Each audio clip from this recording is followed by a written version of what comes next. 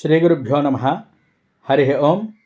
ఇప్పుడు మనం చూస్తున్నటువంటి ఆలయం ఏమిటి, దాని విశిష్టత ఏమిటి అంటే అండి, ఓడ్యానే గిరిజాదేవి. ఇది ఒడిస్సా రాష్ట్రంలో ఉందండి. చాలా అద్భుతమైనటువంటి శక్తిపీఠం, 11వ శక్తిపీఠం. మనకి మొత్తం 18 శక్తిపీఠాలు ఉన్నాయి. ఆ యొక్క శక్తిపీఠాల్లో ఇది 11వది. దీని యొక్క విశిష్టత ఏమిటి అంటే చాలా అద్భుతమైనటువంటి విశేషం. అదంతా కూడా మనం ఇప్పుడు తెలుసుకుందామండి. ఇది ఎలా వెళ్ళాలి ఏమిటి అనేది కూడా నేను మీకు చెప్తాను. పూర్వం శక్తిపీఠాల ఆవిర్భావం అనేది ఎలా జరిగింది అంటే, సర్వలోకాలని కూడా కదిలించినటువంటి ఒక మహత్తరమైన ఘట్టం. అదేమిటి అంటే దక్షయజ్ఞం. దక్ష ప్రజాపతి తన యజ్ఞంలో అల్లుడైనటువంటి శివుణ్ణి అవమానించగా, సతీదేవి ఆ తండ్రి చేసినటువంటి అవమానాన్ని తట్టుకోలేక అగ్నిలో ఆహుతి చేసుకుంటుంది. శివుడు తన ప్రియ భార్య అయినటువంటి సతీదేవి శరీరాన్ని మోసుకుని తాండవం చేస్తూ ఉంటే విశ్వమంతా కూడా భయంతో కంపించింది. విశ్వ సమతుల్యత కాపాడాలి అనేటువంటి ఉద్దేశంతో శ్రీ మహావిష్ణువు తన సుదర్శన చక్రాన్ని ప్రయోగించాడు. సతీదేవి శరీరాన్ని అనేకమైనటువంటి భాగాలు చేశాడు. ఆ భాగాలు భూమిపై విస్తరించి ఎక్కడైతే పడ్డాయో అవే శక్తిపీఠాలుగా ఏర్పడ్డాయి. ఈ శక్తిపీఠాలు 18. ఈ 18లో 11వది ఇప్పుడు మనం చూస్తున్నటువంటిది. అలాగే కొన్ని స్వరూపాల్లో 108గా మరియు 51 ప్రధాన పీఠాలుగా కూడా ఉన్నట్టుగా చెప్తూ ఉంటారు. అవన్నీ కూడా శక్తిపీఠాలు కాదండి, ప్రధాన పీఠాలు అంటారు. వీటిల్లో ప్రతి పీఠానికి కూడా ఒక శక్తి స్వరూపం అది కూడా ఉంటుంది. ఇక్కడ భైరవ స్వరూపం కూడా ఉంటుందండి. ఇవన్నీ అత్యంత పవిత్రమైనటువంటి తంత్రక్షేత్రంగా విరాజిల్లుతూ ఉంటుందండి ఇక్కడ గిరిజాదేవి శక్తిపీఠం. ఈ యొక్క స్థల మహత్యం ఏమిటి అంటే, ఈ శక్తిపీఠం ఓడ్యానే గిరిజాదేవి. కొన్ని గ్రంథాల్లో చాలా అద్భుతంగా దీనికోసం కూడా వివరింపబడింది. ఇది ఎక్కడుంది అంటే అండి, ఒరిస్సా రాష్ట్రంలో జాజ్పూర్ రోడ్లో దిగి వెళ్ళాలండి. ఇక్కడికి ట్రైన్ మార్గం అది కూడా ఉంది. ఇక్కడ అమ్మవారి యొక్క హృదయ భాగం పడింది సతీదేవిది. అందువల్లే ఈ పీఠం హృదయ శక్తిగా అత్యంత ప్రాచుర్యాన్ని పొందింది అని చెప్పి చాలామంది చెప్తూ ఉంటారు. శక్తి స్వరూపం గిరిజాదేవి, అలాగే కందర మహేశ్వరుడు భైరవ స్వరూపంలో ఉంటారండి. అంతేకాకుండా గిరిజాదేవి అనగా పార్వతీదేవి, సతీదేవి తిరిగి హిమవంతుని కుమార్తెగా అవతరించి విష్ణువుకి భార్యగా కలిసింది కాబట్టి ఈ పీఠం పార్వతీదేవి స్థలమని చెప్తారు. అంటే అనంత జీవచక్రాన్ని సూచించే పీఠమని కూడా విశ్వసిస్తూ ఉంటారు. ఇక్కడ హృదయం పడినందువల్ల భక్తులు దీనిని దర్శిస్తే అనేకమైనటువంటి మనస్సుకు సంబంధించినటువంటి దోషాలు తొలగిపోతాయండి. అంతేకాకుండా అహంకారం, భయాలు కూడా పోతాయి. భక్తుల యొక్క హృదయం అంతా కూడా పవిత్రమవుతుంది. అమ్మవారి యొక్క దైవానుగ్రహానికి అర్హత కూడా పొందుతారు అని చెప్పి చెప్పబడుతూ ఉంటుంది. ఇక్కడ తాంత్రికులు చాలామంది సాధనకు వస్తూ ఉంటారండి. శక్తి సాధన, నవావరణ పూజలు, శ్రీచక్రార్చనలు ఎక్కువ జరుగుతూ ఉంటాయి. అలాగే ఇక్కడ అమ్మవారిని కనుకను పూజిస్తే శత్రునాశనం, కార్యసిద్ధి, దుష్టశక్తుల యొక్క నివారణ కలుగుతుంది అని చెప్పి అనేకమైనటువంటి శాస్త్రాలు చెప్తున్నాయి. అంతేకాకుండా ఇది జ్ఞానప్రదమైనటువంటి పీఠం. గిరిజాదేవి పూజ వలన విద్యార్థులకి అద్భుతమైనటువంటి శక్తి, విద్యాభివృద్ధి కలుగుతుంది అని చెప్పి నమ్మకం. ఇక్కడ మనకి అద్భుతమైన ఉత్సవాలు ఏమి జరుగుతాయి అంటే అండి, దసరా మహాపర్వదినాల్లో 9 రోజులు కూడా గిరిజాదేవి ఆరాధన అత్యంత వైభవంగా జరుగుతుందండి.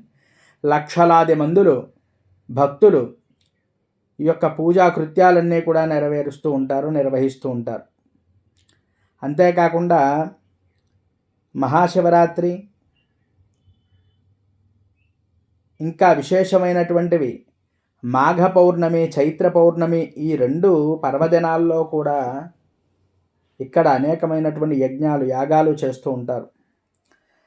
శక్తి తంత్ర సాధకులు దీపావళి, అష్టమి, చతుర్దశి రోజుల్లో గిరిజాదేవిని బాగా ఎక్కువగా ఆరాధన చేస్తూ ఉంటారు. ఎందువల్ల అంటే ఈ ఒరిస్సా రాష్ట్రంలో ఎక్కువ తంత్ర విద్యలన్నీ కూడా ప్రాచుర్యంలో ఉంటాయి, మీరు గుర్తుపెట్టుకోవాలి.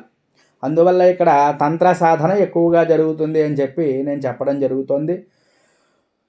హృదయ శుద్ధి కలిగి భక్తి, ప్రేమ, కరుణ మనస్సులో నింపబడుతుందండి. సంతానం లేని దంపతులు కనుకను గిరిజాదేవిని ఆరాధన చేసినట్లయితే సంతానం లభిస్తుంది అని చెప్పి విశ్వాసం. ఆరోగ్యానికి సంబంధించినటువంటి గుండె సంబంధిత వ్యాధులు ఉన్నవారు, మానసిక ఆందోళన ఎక్కువగా ఉన్నవారు కూడా దర్శనం చేసినంత మాత్రానే అటువంటివన్నీ కూడా తొలగిపోయి అద్భుతమైన విజయాలన్నీ కూడా మన సొంతం అవుతాయి అని చెప్పి చెప్పబడుతోంది.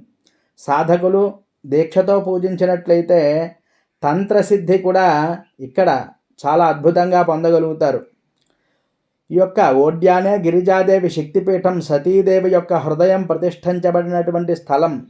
ఇది హృదయ శక్తి క్షేత్రంగా ఇక్కడ పూజలు చేస్తే భక్తులకి అద్భుతమైనటువంటి ప్రేమ, భక్తి, జ్ఞానం, శాంతి కూడా పొందుతారు. ఇది మహత్తరమైనటువంటి తంత్రశక్తి స్థానం. అందువల్లే అనేకమైనటువంటి పురాణాలు కూడా ఈ క్షేత్రం కోసం చెప్పబడ్డాయి.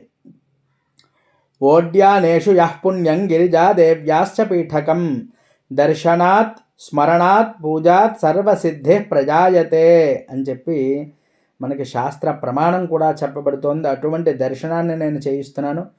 అంతేకాకుండా నుండి ఇక్కడ గయాసురుడు అనేటువంటి ఈ గయాక్షేత్రంగా కూడా దీన్ని చెప్పబడుతోంది. మనకి గయాక్షేత్రాలు ఎన్ని ఉన్నాయండి? 3. శిరోగయ, పాదగయ, నాభిగయ క్షేత్రాలు. ఆ 3 క్షేత్రాల్లో కూడా ఇక్కడ ఒక క్షేత్రంగా చెప్పబడుతోందండి. ఒకానొక సందర్భంలో గయాసురుడు అనేటువంటి రాక్షసుడు తీవ్రమైనటువంటి తపస్సు చేసి బ్రహ్మదేవుడి యొక్క అనుగ్రహం పొందాడు. అతని శరీరమే ధర్మమూర్తి అవ్వడంతో దేవతలు కూడా అతన్ని గౌరవించేవారు.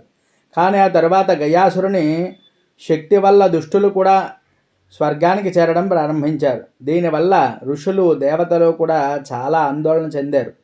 అప్పుడు విష్ణుమూర్తి గయాసురుని భుజాలపై కూర్చుని యజ్ఞం చేయగా అతని శరీరమే మహాపుణ్యంగా మారింది. ఈ యొక్క పుణ్యక్షేత్రం గయాక్షేత్రం పితృకార్యాలకి మొదటి స్థానంగా అయింది. ఇందులో మనకి 3 గయలు ఉన్నాయి కదండి.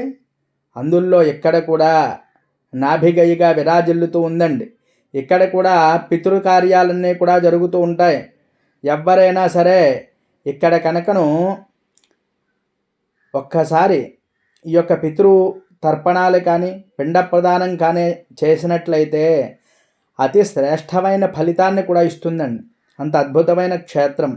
ఇంకొక విషయం ఏమిటి అంటే ఇక్కడికి వెళ్ళినప్పుడు వైతరణి నది ఈ ఒక్క క్షేత్రంలోనే, భూమండలంలో ఎక్కడైనా వైతరణి ఉందా నది అంటే అండి అది ఒక్క జాజిపూర్ క్షేత్రంలోనే, గిరిజాదేవి యొక్క క్షేత్రంలోనే ఉంటుంది.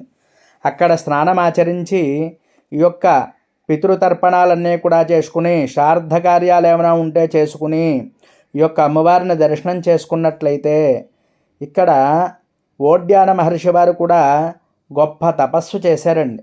ఆయన తపస్సుకి మెచ్చి ఓడ్యాన పీఠంగా అమ్మవారు విరాజిల్లింది అని కూడా అనేకమైనటువంటి శాస్త్రవచనాలు కూడా చెప్పబడ్డాయి. అటువంటి అమ్మవారిని మీ అందరికీ కూడా దర్శనార్థమై నేను దర్శనం చేయిస్తున్నాను. అందరూ కూడా దర్శనం చేసుకోండి. మరి ఎందువల్ల అంటే కొంతమంది వెళ్ళగలరు, కొంతమంది వెళ్ళలేరు.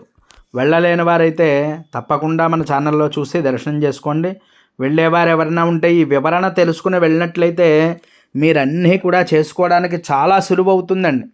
మనకి రాజమండ్రి నుంచి అయితే డైరెక్ట్గా ట్రైన్స్ అవి ఉన్నాయి, ఈస్ట్ కోస్ట్ ఎక్స్ప్రెస్ అవి కూడా. అవి ఎక్కినట్లయితే మనం ఇక్కడ డైరెక్ట్గా దిగచ్చు. ఇక్కడ నుంచి సుమారుగా ఒక 20 కిలోమీటర్ల దూరం మనం ప్రయాణం చేసినట్లయితే ఈ క్షేత్రానికి మనం సులువుగా చేరుకుంటాం. ఇక్కడ రూమ్స్ అన్నీ కూడా అవైలబుల్గా ఉంటాయండి, అన్నీ దొరుకుతాయి. మరి అందరూ కూడా గమనించగలరు. ఇంకా ఎవరైనా మన ఛానల్ సబ్స్క్రైబ్ చేయకపోతే సబ్స్క్రైబ్ చేయండి. ఈ వీడియో మీకు నచ్చినట్లయితే లైక్ చేయండి, కామెంట్ చేయండి. ఎవరైనా సరే ఉపయోగపడుతుంది అంటే వారికి కూడా మరి పంపించండి. అంతేకాదండి, ఇక్కడ బ్రహ్మగారు అశ్వమేధ యాగాలు 10 చేసినట్లుగా అనేకమైనటువంటి ఆధారాలు ఉన్నాయండి. దానికి చిహ్నంగా ఒక శుభస్తంభాన్ని కూడా ఇక్కడ మరి స్థాపించడం జరిగింది. అది కూడా మీరందరూ కూడా దర్శనం చేసుకోవాలి. ఇక్కడికి వెళ్ళి వైతరణి నదిలో మరి స్నానమాచరించి నాభిగయని దర్శనం చేసుకుని అమ్మవారిని ఎవరైతే దర్శనం చేసుకుంటారో సంపూర్ణ యాత్రా ఫలితం లభిస్తుంది.